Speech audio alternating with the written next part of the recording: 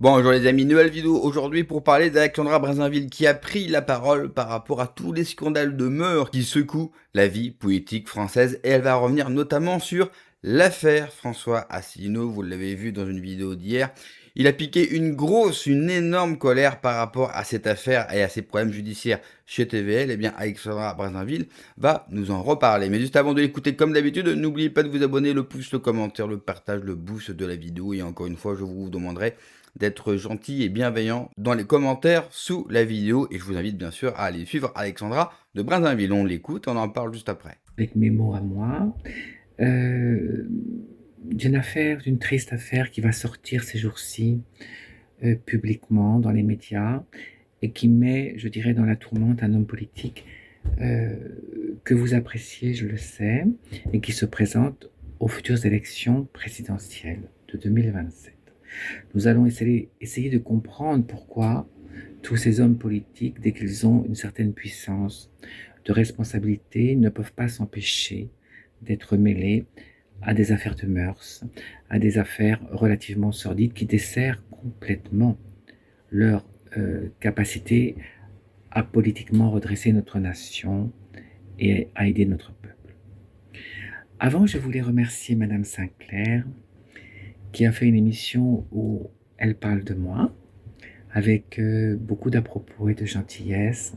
J'aime beaucoup cette dame parce que elle aborde les choses de la vie avec beaucoup de pertinence. Elle est fine, elle est élégante. Euh, donc je la remercie et je ne peux que vous engager à vous abonner à sa chaîne qui est tout à fait passionnante. Voilà, donc merci cher Chris. Alors, ces jours-ci, vous allez entendre parler d'une affaire, je dois dire, extrêmement triste, d'un homme politique qui va être ramené dans une procédure d'appel par le procureur de la République. On reproche à cet homme politique d'avoir eu des actes, des attouchements obscènes et avoir fait preuve d'acharnement, avoir, comment dire, demandé des baisers forcés, avoir eu des étreintes forcées avec un certain jeune garçon.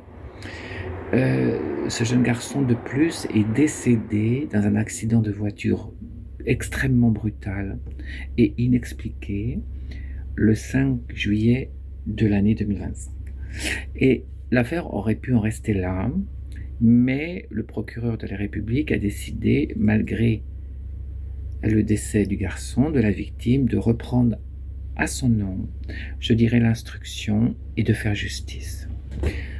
L'avocat, donc, du jeune garçon, mais qui va continuer à travailler pour le procureur, c'est maître François d'Angléan, l'avocat de Natacha Rey, c'est un ami à moi, qui m'a fait part de son intention d'aller jusqu'au bout des choses. Alors cet homme politique, vous l'aurez peut-être compris, c'est François Asselineau, que j'ai croisé une ou deux fois à GPTV. J'ai bien vu qu'il avait quelques accointances pour les garçons, mais ça ne me regarde pas.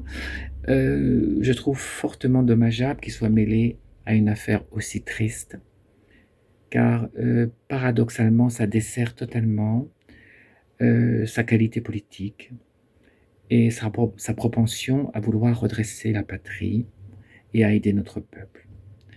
C'est un vrai sujet parce que, je dois dire, il faut se demander pourquoi tous ces politiques de sexe masculin, dès qu'ils ont quelques pouvoirs, se trouvent inévitablement mêlés à des outrances homosexuelles, à des actes illégitimes, illégaux de pédocriminalité ou à des violences conjugales répétées sur leurs femmes et leurs enfants.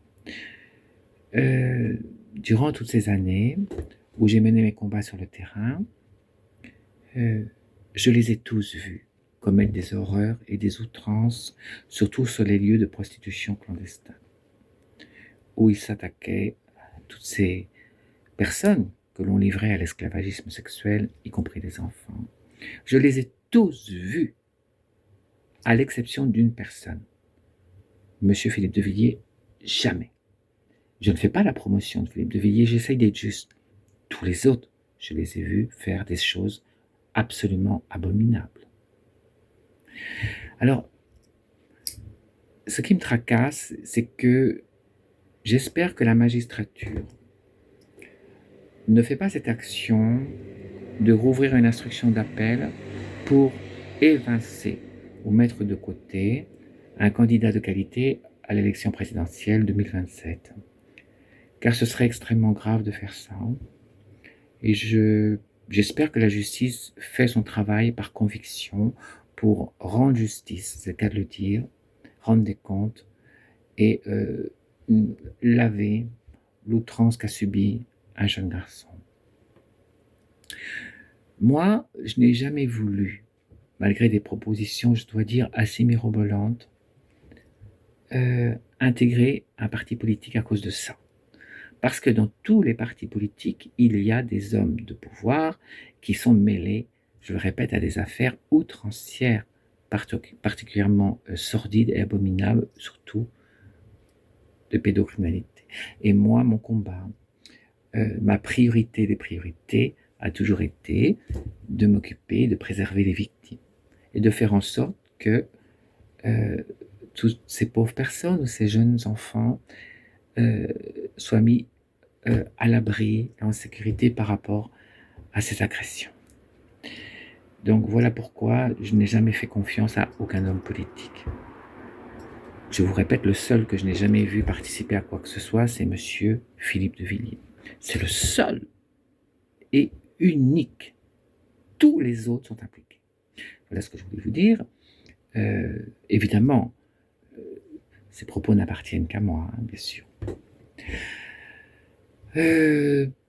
J'espère que monsieur Asselineau s'en sortira avec les honneurs et que je ne pense pas qu'il puisse être lavé de tout ce qu'on lui reproche, mais que ça ne mettra pas en péril sa participation peut-être à un nouveau gouvernement, parce que c'est quelqu'un qui a de la qualité et de la valeur et qui peut apporter beaucoup à notre peuple et à notre pays. C'est très fort ce qu'elle nous dit. Tous les hommes politiques qu'elle a connus, tous, hormis Philippe de Villiers. Vous me permettrez de rajouter Florent Philippot, pour qui j'ai eu le plaisir de travailler, et je n'ai jamais ni vu ni entendu, bien sûr, un comportement déplacé, et il n'a jamais utilisé, bien sûr, son pouvoir et son statut pour quoi que ce soit. Car le problème des scandales de mœurs, cela a toujours existé. Et c'est malheureusement toujours lié intimement au pouvoir. Le problème, c'est qu'on constate que cela s'est largement accéléré. On pourrait même dire qu'il y a un système, quand même. Quand elle dit que tous sont touchés par cela, eh bien nous, on peut se dire, comme ils sont tous mouillés là-dedans, du coup, personne ne va oser faire la lumière ou nettoyer tout ça parce qu'ils se tiennent tous par la main. Ça s'est accéléré pour une raison toute simple. En France, nous n'avons plus d'enjeux. Quand vous n'avez plus de souveraineté, quand vous ne décidez plus sur votre politique, il n'y a plus d'enjeux. Vous rajoutez à cela une classe politique, une classe élitaire qui a trahi le pays. Donc une classe parasitaire. Une classe élitaire qui ne sert plus la nation et l'État devient de facto une élite parasitaire. Elle est juste là pour se goinfrer sur le cadavre France. Tant bien sûr qu'on ne l'a pas réanimé, car il y a évidemment de l'espérance et de l'espoir pour la France. Et comme ils sont en train d'abandonner et de vendre ce qu'il reste de la France, comme ils ont abandonné l'idée de France, l'idée de nation, eh bien avec le pouvoir qu'ils possèdent aujourd'hui, il faut bien se mettre dans la tête qu'un député, qu'un sénateur, qu'un ministre, qu'un homme politique aujourd'hui a plus de pouvoir qu'un noble n'en a jamais eu sous l'Ancien Régime. Je sais que pour beaucoup, c'est compliqué à comprendre, c'est compliqué à concevoir parce qu'on imaginait, et on imagine surtout l'Ancien Régime, ses nobles et ses rois omnipotents avec tous les pouvoirs. La réalité, c'est que c'est absolument faux. J'irais même qu'à dire que le roi était beaucoup plus sous contrôle de d'autres autorités pour éviter justement les abus de pouvoir du roi. Aujourd'hui, nos hommes politiques ont absolument tous les pouvoirs. D'ailleurs, ce ne sont même plus des hommes politiques, ce sont des stars. Vous les voyez plus à la télévision, en radio, que à faire leur travail. Ils passent plus de temps sur X que à réellement travailler pour sauver le pays.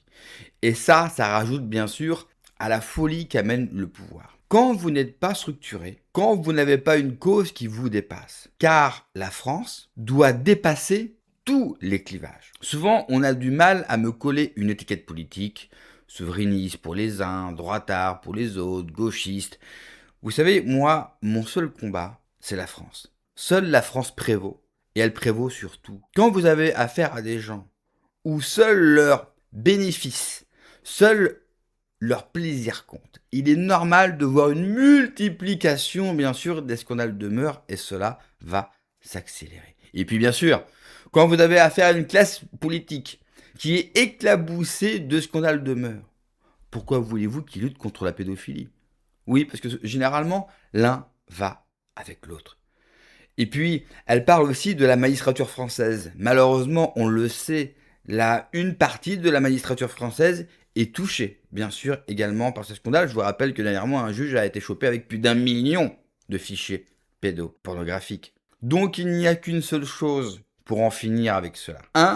Il faut que le prix à payer pour ces actes soit le plus cher possible. 2, et le plus urgent, une grande purge. Merci d'avoir regardé la vidéo les amis, n'oubliez pas comme d'habitude de vous abonner, le pouce, le commentaire, le partage, le boost de la vidéo. Prenez soin de vous, que Dieu vous protège. Allez, ciao.